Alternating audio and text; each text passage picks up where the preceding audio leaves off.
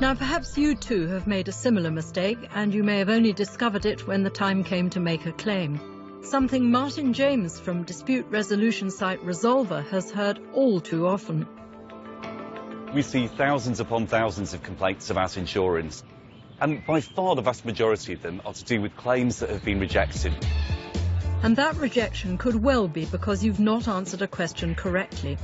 So to see how easy it is to get it wrong, Martyn has identified some of the things that might catch you out, and he's going to run them past some shoppers in Bury. First up, something most of us might well say no to when it comes to our car insurance. Has the car been modified, adapted, or fitted with any optional extras? So, here are 4 things. Which ones do you think you'd need to tell the insurance company about? Right, well, I don't know. Possibly side striped? Sole bar, roof rack, that's it. I think the others don't regard them as modification, really.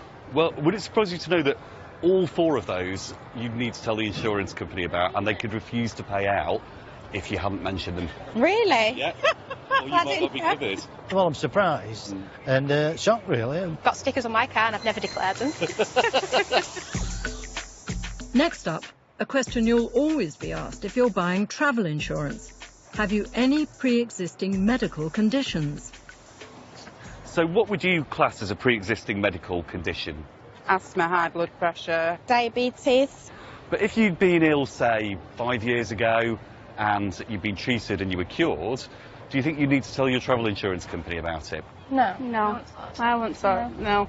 Well, would it surprise you to know that you probably would, actually? That's ridiculous. How are you going to remember all the conditions?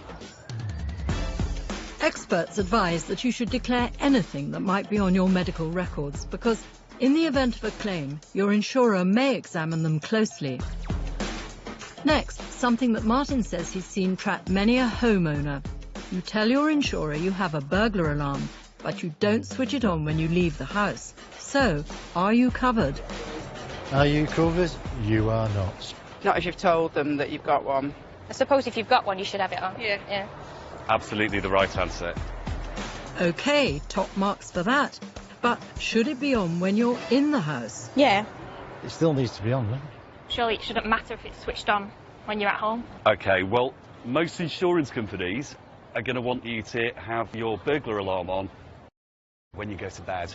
That does surprise me. I think I need to go home, look at my policies and really start thinking about what actually I am insured for. Yeah.